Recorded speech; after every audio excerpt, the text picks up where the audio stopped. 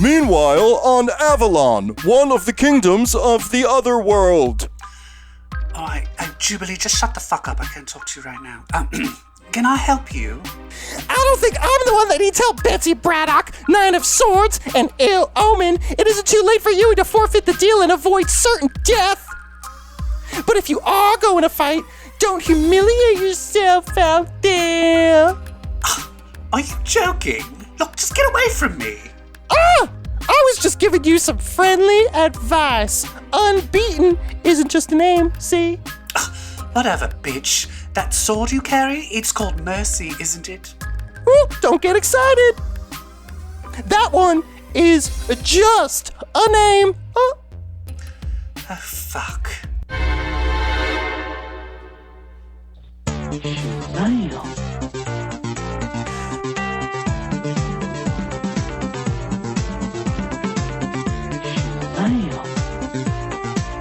Hi, everybody, and welcome to episode 156 of Comic Book Queer's Legacy. EvilJeff, did I get the name of this podcast right?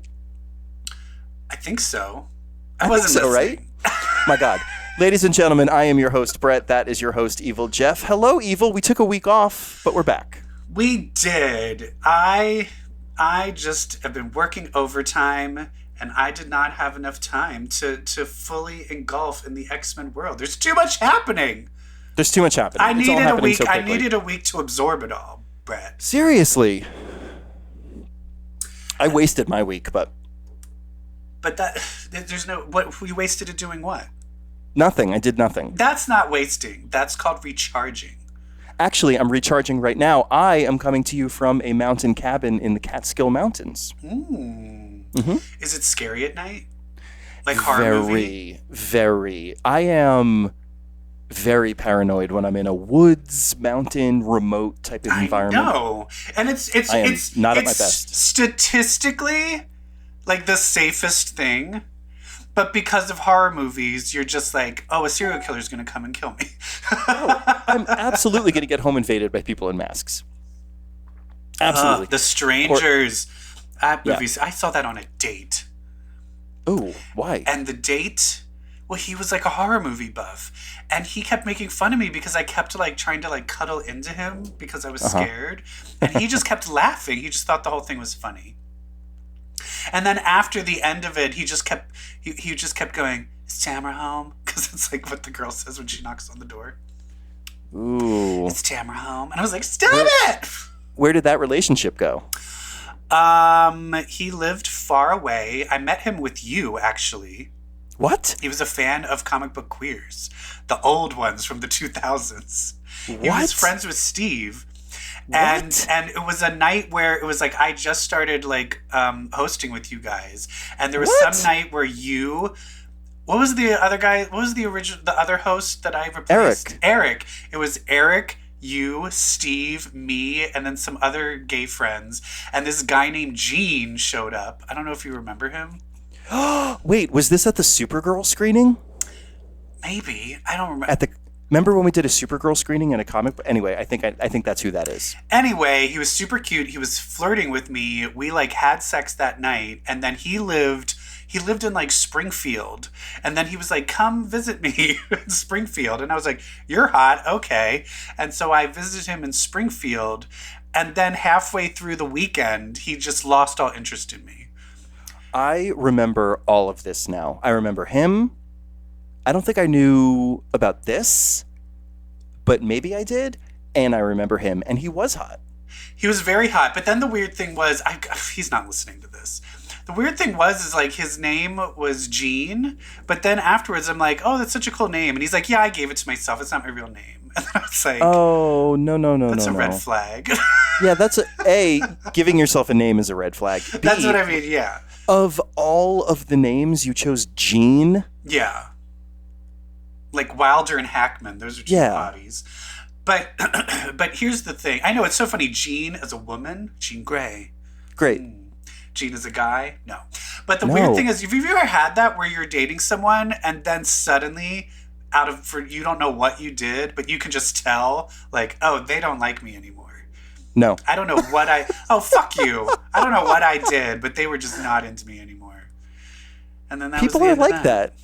Yeah. No, I was typically that person.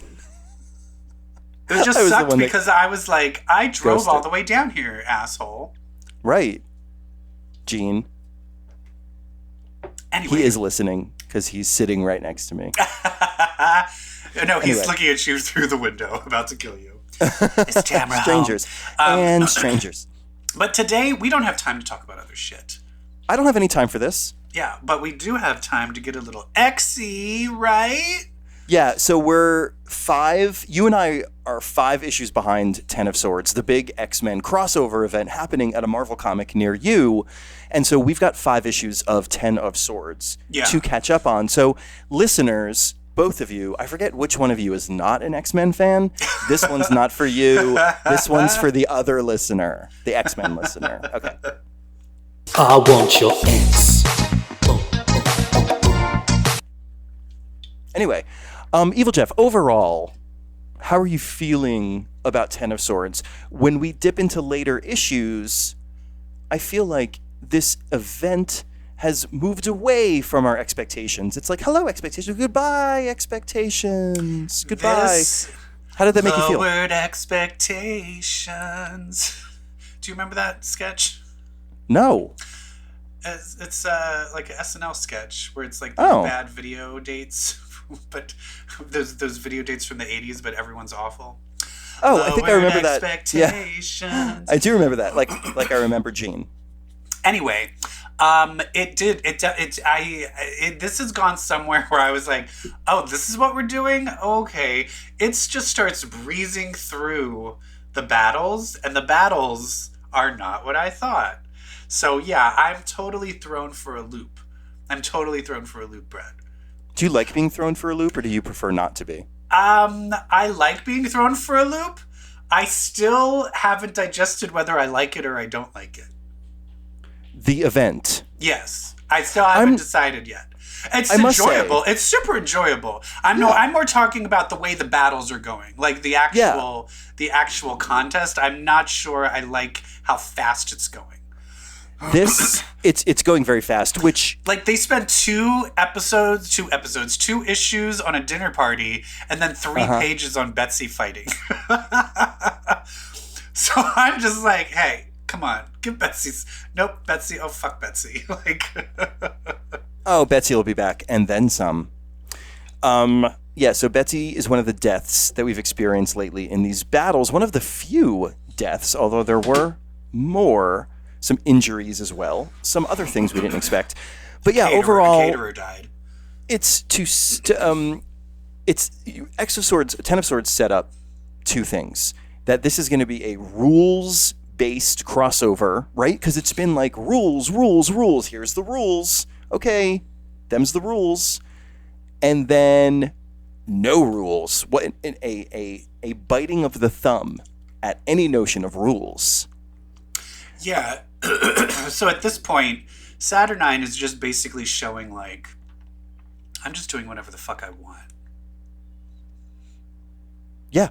The other thing that they always said this was going to be was a duel-based event. And so we expected a certain cleanliness, I'm going to say.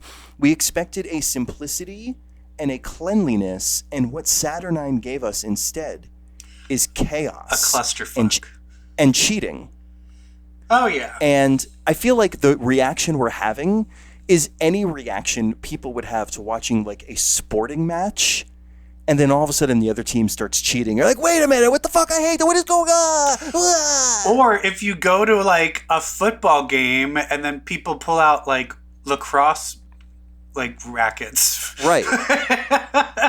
You're just like, oh, this is what I'm watching? Okay. Yeah.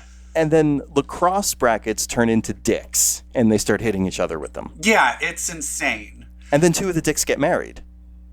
Oh, don't even get me started on that. Okay, let's dive in. Let's dive in to the first one, which is so we're starting in X-Men. chapter 12. Chapter 12, X-Men 14, Jonathan Hickman, Mahmoud Asrar. This is a mutant's history. It's a mutant's history of Arakko and a fall. And what is it? The history of Arakko and the fall of Amenth.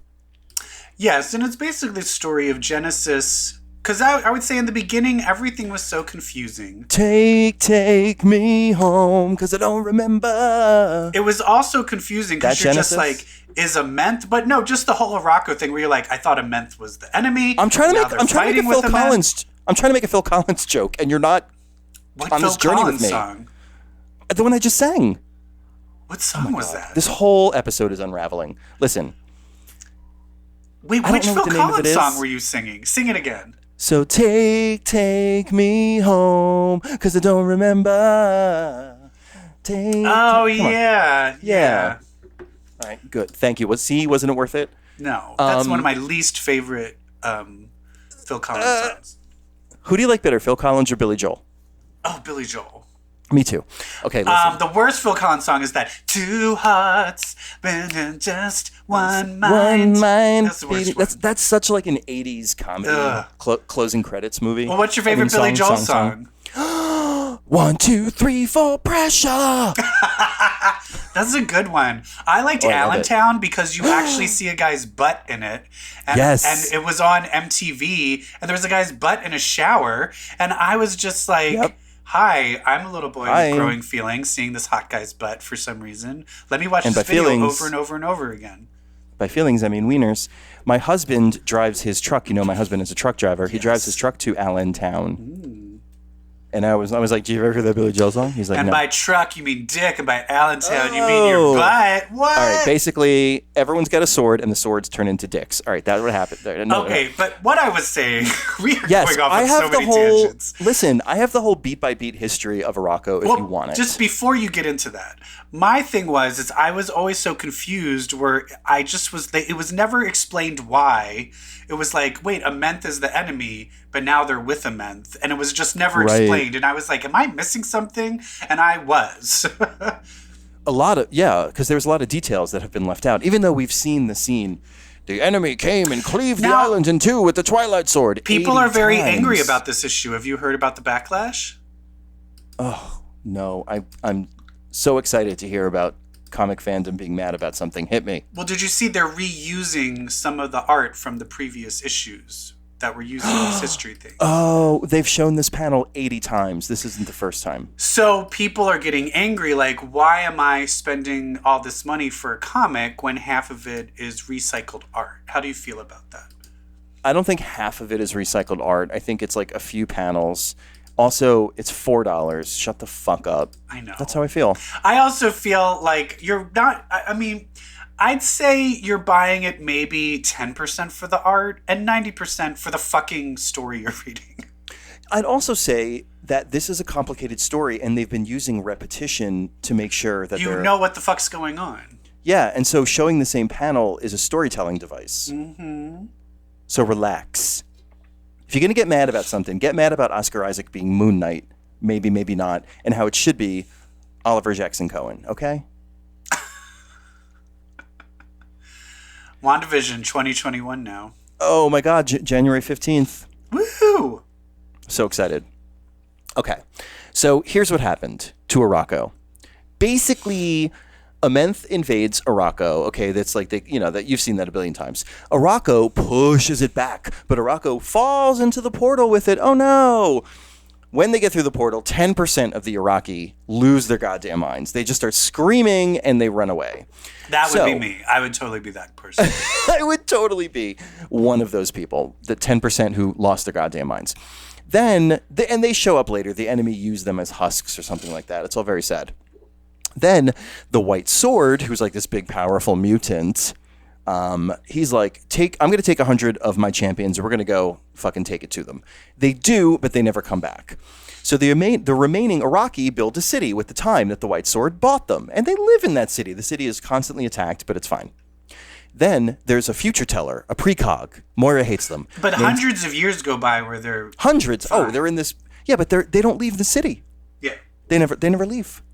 Because outside the city walls are demons. It's terrifying. It's like being in this cabin. So then Ideal, who's a future teller, is like, y'all are going to die. And Genesis is like, fuck that. I'm going to go kill them before they kill us. You're all going to die. So Genesis, you're all going to die up there. Peas. idol peed and then goes blind.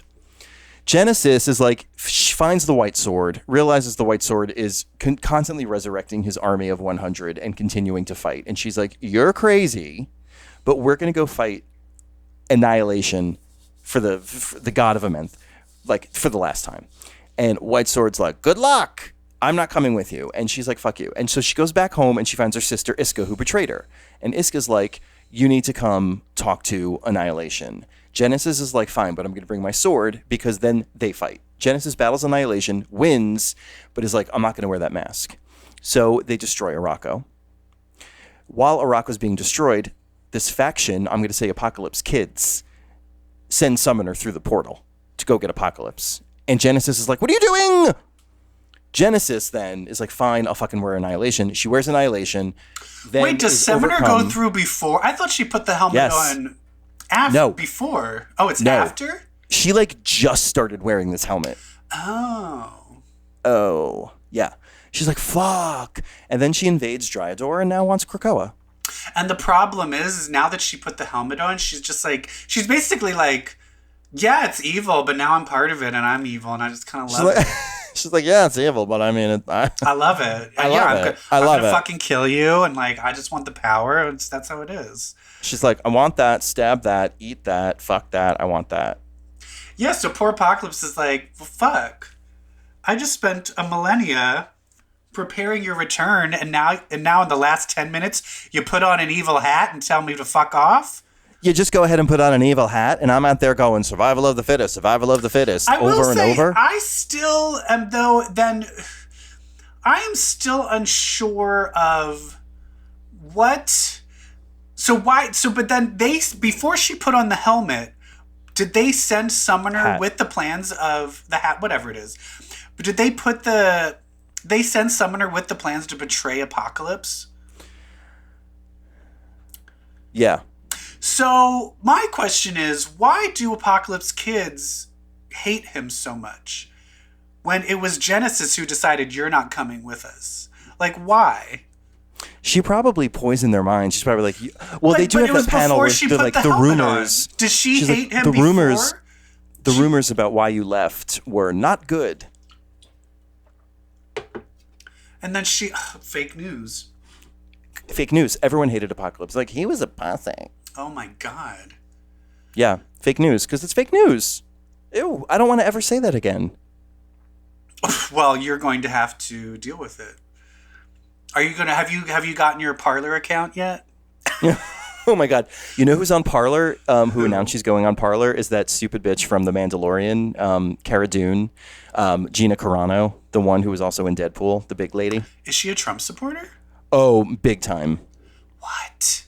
Yeah, she's like, find me on Parler. I'm like, with the rest of the trash. My friend, he's like, I decided to join Parler. And he was like, and the first news story that I saw, wait, what was it?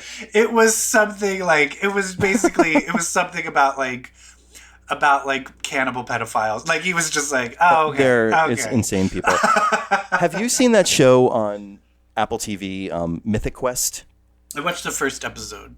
Yeah, so the second episode or the third episode is about the game being it's the most popular game with white supremacists, and so they're trying to purge the game of Nazis, of Nazi players, and what they wind up doing is putting all the Nazis on a separate server and like letting them all be Nazis, but like in their own little bubble, so like they don't bother like the other 90% of the game players. And I'm like, oh, it's Parler. I know, that's the thing that's good. I feel that's our future. Is it's going to be our completely bubbles. Separated. There's going to be two completely and separate bubbles. And we're going to go to war. Yeah. War is inevitable. Well, I mean, it could happen any minute now. Let's just keep going on Ten of Swords. Oh my God. Today is the day of tangents. So now we move to Marauders.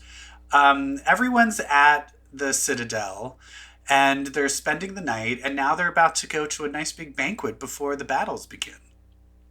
You got Jim Jasper at the Crooked Market being like, I need 2 of those and 3 of these and a pound of this, please. And then you've got everyone arriving at the same time, and just everyone has their dicks out. Everybody's posturing, especially the one with the biggest dick, as far as I'm concerned, Storm.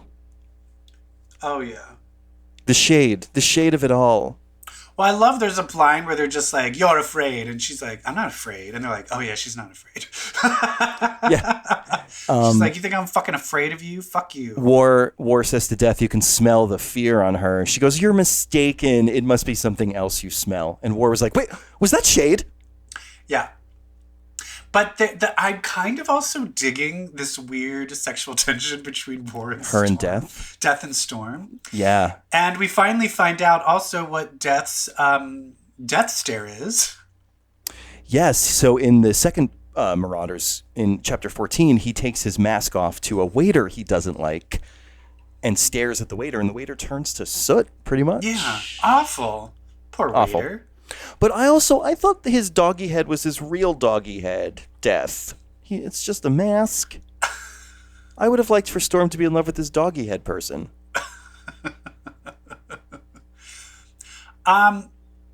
Wolverine throws a really good point at Captain Britain. He's basically like, this is all your fault. She's doing all this because she wants to fuck you, and you're using the excuse that you're married to let the world end. Right.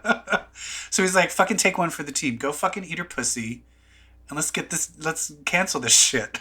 Yeah. He's like, you're awful. Be that as it may. Stick it in her. It's all over. We live. And what is up with Saturnine's obsession with Captain Britain? Oh, I think there's something we should do. What? I have the book of all of the old Captain Britain stuff. Stop it.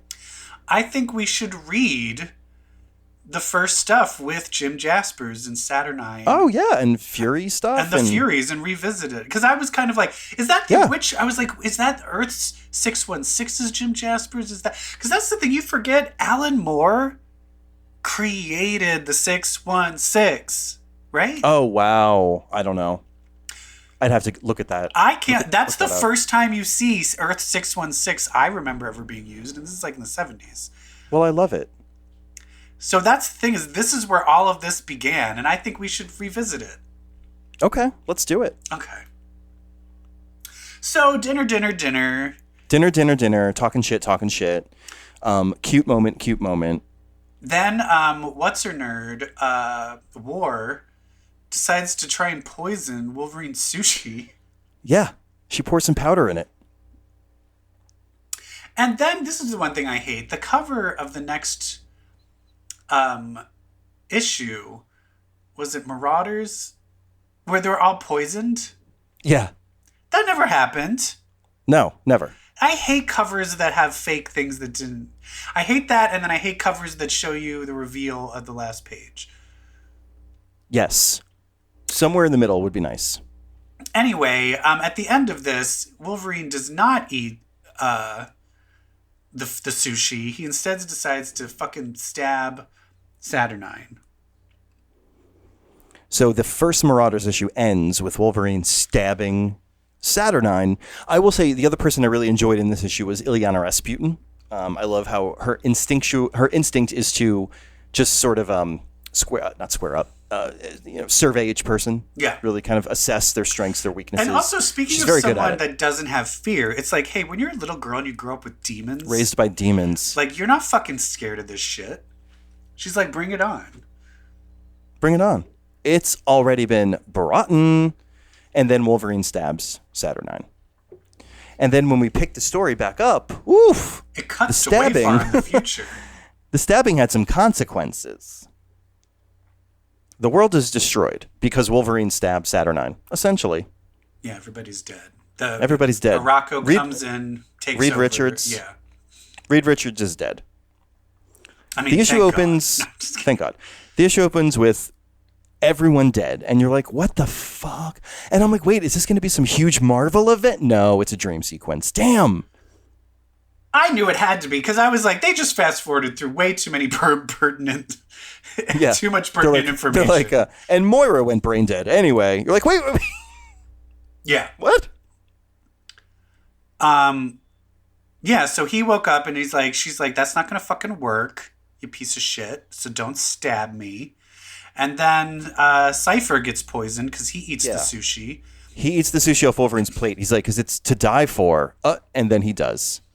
And then the White Sword is like, War, you're playing dirty. I'm not into this shit. I'm going to heal him because that's fucked up.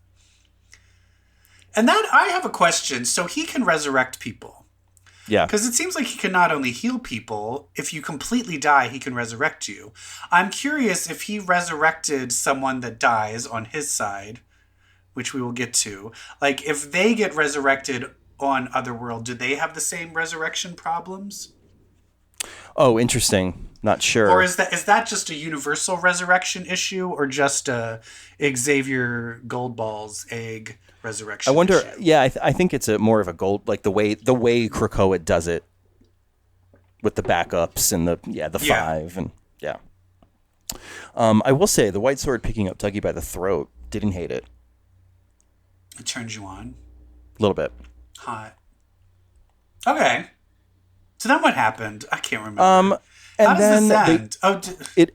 It ends with. Do they draw the cards? It ends with the cards being drawn of Betsy and Iska having to fight. One reveal I did like is that when the White Sword resurrected or healed Doug, he didn't opt to use the second part of his power, which is basically making Doug his slave. Brainwashing him. Right. I liked that. Nice. I like this White Sword. I like him. Other great moments. Yeah. Wait, when Apocalypse is like looking at little Cable and he's like, "You're pretty much a little doofus and you've experienced nothing." I'm like, wait, oh my God, that's Cable and Apocalypse. I don't think I've realized that these two are together on this thing. Mm-hmm. That's something. Also love Ileana and Cable. Like, Iska, do this. Iska, do that. Whoa! Oh, she did it! Oh my God! Pin the tail on Pog Your Pog. Yeah. Oh, great. Iska, she's the worst. I would never want to be friends with her. She's like a one-upper, like that Kristen Wiig character. But you could just be like, hey, let's play some Jackbox games. Duh, Iska's here. No. No. Do you think Iska would win a Jackbox game where really the goal is whoever is funniest wins? But that's the thing. She can't be beaten. So would she actually say things that are funny? Or are you just suddenly forced to laugh at things that aren't funny? like what happens if Iska goes to an open mic competition? And you're just like, does she like spit and she's gold? she's just like doing awful stuff, but you're like, this is she's like, a Rocco. She's just like, all right, you ever hated just like, so when people on Morocco are like walking down the street, they're like, da-na-na-na-na. But then people on Krakoa walking down the street are like, na-na-na-na-na. That's her whole. Iska's one. It's all just Krakoa versus Araka people. Oh, I'm picturing like Iska the Unbeatable, the one-woman show now. Genesis, let's do it. Give me my Genesis. It's a one-woman show. Genesis, give me my dolly back. Work on her tight 5, and we'll open the show with it. When I was 15 years old, growing up on a men's. All right. Okay, so then this issue ends with Saturnine being like, "Okay, I'm drawing the 2 cards from first 2 opponents. It's Betsy and it's Iska. See you next issue." And that takes us to next issue, which is Excalibur number 14 by Teenie Howard. Oh, that whole dinner party was written by Jerry Duggan, by the way. Nice. Drawn by Stefano Caselli. So now we go to Excalibur 14. The cover has got a very scared-looking Douglas Ramsey with his warlock sword, looking like he's about to fight. Although we'll get into what actually happens to Doug. Another cover that doesn't exist. Kind of. But this issue opens with your favorite character, Jubilee. Ugh. With her fucking dragon son. Her hurt baby dragon son. And then Betsy reaches out to her just being like, hey, I just remember, we all forgot about you. By the way, everything's fucked up. There's a duel. Don't come. Just sit there. Which I was like, why would you tell Jubilee? Why are you even telling her? Just leave her out. You know exactly what Jubilee's going to do when you say, don't come here. Yeah. Jube's the worst. So then Iska, in a surprisingly naggy, high-pitched, non-threatening voice, says to Betsy, "You're going to get your ass kicked." Then they fight. And Betsy gets her ass kicked. Nah, not really. It really doesn't make any sense. The fight doesn't make any sense, which makes me feel that Iska did not beat her. Because something happened to her, which I don't think that has... I mean, it's because her sword doesn't do that. Her sword doesn't, like, shatter people into a million pieces. Correct. This is either one of two things. So basically, Betsy hits Iska, and then Iska hits Betsy's sword. They clang swords, and Betsy's Starlight sword breaks apart like glass, and then Betsy breaks apart like glass. Who made the Starlight sword? Saturnine. So I have a feeling that was all planned by Saturnine from the get-go. I really think this is my theory happening, where Betsy is going to break apart into the Captain Britain Corps. Yeah. I agree. I think that's what it is. I would love it if this wasn't Saturnine's meddling, but it was Jamie's meddling. Jamie, who was there and is calling this fight or announcing this fight. I know. And he bet against Betsy, the asshole. Yeah. Well, so right now it's 1 point to Araco, and 0 points to Krakoa. And Betsy's dead. And I will say at least Storm is like, oh my God, Betsy, we need to mourn her. What the fuck? Everyone else is like, okay, so anyway, the next battle, I'm like, fuck you guys, Betsy is dead. Can we get some emotions going on, please? Yeah. We all know she's not dead. Also, there's a line in the Marauders issues where Brian says to Saturnine, "Wouldn't want you falling apart to bits," or "wouldn't want you to go to bits." And Saturnine says, "No, not I." Little foreshadowing of this moment. You're right. Mm-hmm. But your sister, she will. What was that? No, nothing. Did you say something about my sister? No. Stupid little dirty rotten gun. So then next we've got Cypher versus Bay the Blood Moon, and all of a sudden the priestesses, like the little priestesses from the Citadel, they surround Dougie, and they're like, hee hee hee. It suddenly turns into Midsommar. It turns into Midsommar, exactly. Dougie gets beflowered, berobed, and he's brought out in the middle of the day looking like Midsommar. Magic gives him a pep talk before this fight. And he walks out, and it's not a fight. It's a nuptial. It is a wedding. He is to wed Bay the Blood Moon, who, by the way, seems totally fine with this. Why? Why? What is this? What is going on? Why is this a battle? Why is this considered a battle? What is and this is the other thing that's fascinating, is her voice has a thing that's long. When she speaks, how does it work? It's like when she speaks, people are called to understand her, so you can just naturally understand what she's saying, but she's not really speaking a language. So Doug, who only understands any language, is the only human being or the only person that can't understand her. She's like speaking a non-language. But because he still has that call to her, and the fact that she's the only person he can understand, that's how it is. The one person in the room that's like, I don't like mystery. You. And you're just like, I want them. Yeah. Doug is fascinated. He's fascinated. He's like, I just want to keep talking to you. And so they make out, get married. They make out. But before that, Jubilee rides Shogo into the wedding, and everyone's like, oh god. And Saturnine's like, yeah, okay. And she takes Shogo. She makes Shogo her pet dragon, and she turns Jubilee into fireworks. Oh no. Storm catches Jubilee. Yeah. And then Saturnine was like, it's a good thing Jubilee wasn't riding you, and I'd have had to kill her. And I'm like, God damn it. So because of the wedding, they each get a point. And so now it's 2-1 Araco. Yeah. Then is Magic next? Yes, that takes us to Chapter 16 in Wolverine number 7. Magic versus Pog. And this is where it starts being like, what the fuck is going on? Right. It's Magic versus Pog, and she's like, no, it's arm wrestling. And you're like, Give me a fucking break, bitch. He's a giant lizard with 6 arms. So he immediately beats Ileana. But the interesting thing is it's not a battle to the death. I was thinking that these were all going to be battles to the death. Nope. Sometimes it's a marriage. Just sometimes it's a fucking... Yeah, it's crazy. And then we get to... is Wolverine's next? Yeah, so now it's 3-1.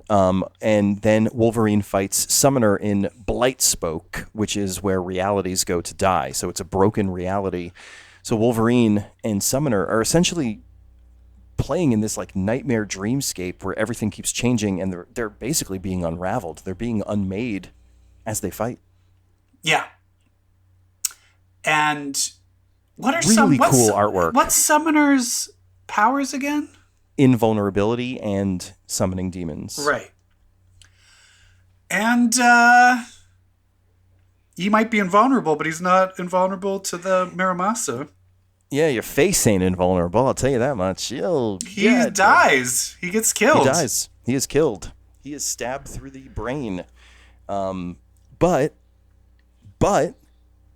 Saturnine pulls the biggest crock of shit here, where she said, I said it was a fight to the death. Summoner fought to the death. He gets the point. What?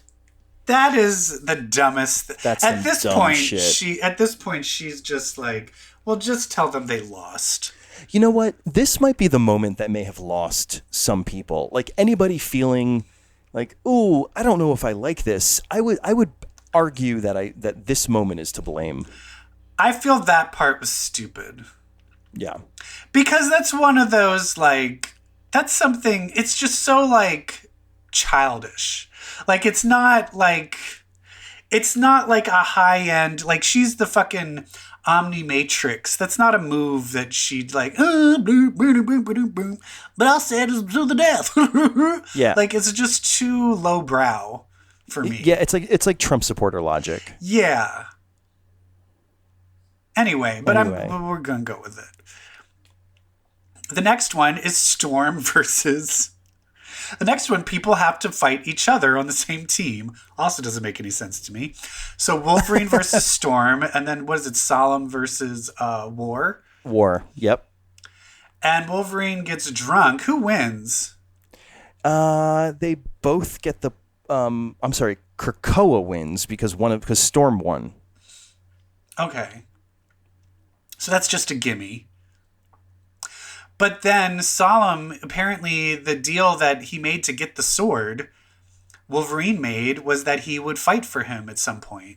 And so Solemn is like, you can fight for me now. And so a drunk Wolverine has to fight War. Yeah, and it's just... And he's wasted. And it's who can sever a limb first. Oof, which is... Actually, I love that. I was like, that's a good rule. That's a fun fight. So are we to believe that Death gave Jim Jaspers a scarab or some sort of weird bug to put in the drink that he gave Wolverine and Storm? Help me, Rhonda. I don't know. They said like there was going to be a price to pay for winning that. He's like, Storm will have her own price to pay for winning. Is it that's a love potion and she's gonna fall for Death? That's what I'm thinking. That's where I'm thinking this could be going. Maybe. At this point, I've given up trying to figure out what's going to happen. Right. Yeah. So Wolverine manages to cut off War's hand. So instead of Wolverine getting the point, Solemn gets the point. So now it's 5-2, Araco. And everyone is like, this isn't fair. This is cheating. What? Yeah. And I'm like, write it out, everybody. Yeah, it's too early to be pissed off yet. We don't know what the end game is. We've got 6 more issues. A lot can happen. Who's left to fight? We still have Cable. Apocalypse. Gorgon. Captain Britain. Jesus. Jesus is fighting in this? Yes. Jesus is one of the sword bearers of Krakoa. Hot. Jesus was a mutant. That's how he was able to do all that stuff. I'm surprised that's never. I guess that's too dicey. Get me writing an X book. I guarantee you we'll get Mutant Jesus. So the whole thing, it's confounding. It reminds me of Alice in Wonderland. Yes. Well, every battle takes place on a different reality warping land in Otherworld. A different kingdom. It's so good. We still have to visit the vampire world, the hot hive world. Mercator's world. I would say he just developed so many worlds that I was like, I want a whole issue for each battle. Oh, seriously? Like, this could be longer. That's my weird complaint, is it's happening too fast. I think we're just going to start to get to know these worlds. we'll be spending a lot of time in each of them. Yeah. I'm excited. Good Lord. And so next is X-Force. Next week, we've got X-Force, Hellions, and Kabla. What are the Hellions doing? Weren't they supposed to be ending all of this? Yeah, right? They're supposed to be stealing the swords. Fail. That didn't work. They're like, oh, shit, it started? Yeah, I need to know where they are right now. Up to no good.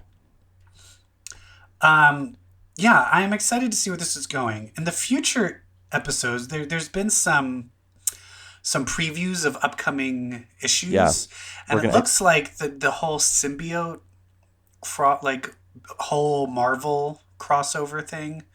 King in Black. Like the X-Men are going to play a part in that, and I'm just like, can we get? I'm so over symbiote shit. I hate it. Even with Ten of Swords, I'm like, can we just get to like this like Dawn of X stories? Can like all that shit that was set up? I don't want to deal with symbiote. I mean, this was all set up. Yeah, I don't want that. I don't care. Like when X-Men Blue did Venom. Like, yeah. Whoa. What I do care about is the fact that we have a preview of the Vault is opening up. Oh, in February. Yes. X-Men number 18. We're going to get Darwin, Sync, and X-23. I'm sorry, Wolverine. Who back out of the vault. Probably have been in there for like 1,000 years. Yeah. And you know what? I would be very wary of them because I would be pissed off. Yeah, and I also say, if you think there's Stockholm Syndrome, 1,000 years is a long time for you to change sides. Long time. A lot of shit's going to happen in there. I'm waiting for one of them to come out and be like, where's Moira? Now, why do you think, you said that to me before, why do you think they would know who Moira is just being in the vault? Time and space. What is it? We still don't even know, like, what happens in there. Time and space. Like, how do they eat? Time and space. Anyway. What a time. So next week we'll talk about more Ten of Swords. We'll talk about some TV and movie stuff. We'll talk about other comic books. It'll be fun. And then in January, we will talk about WandaVision. And then in February, we'll talk about The Vault. The Vault. The Vault. All right, everyone. Thank you so much. That was our X-Men 10 of Swords catch-up issue. Woo! Woo! If you're not reading 10 of Swords, you've got a lot of explaining to do. But listen, on the topic of reading, I have a warning for you. Because if you read comic books, well, that, my friends, makes you queer. Leave a rating, leave a review. Bye. Bye. Bye. Damn.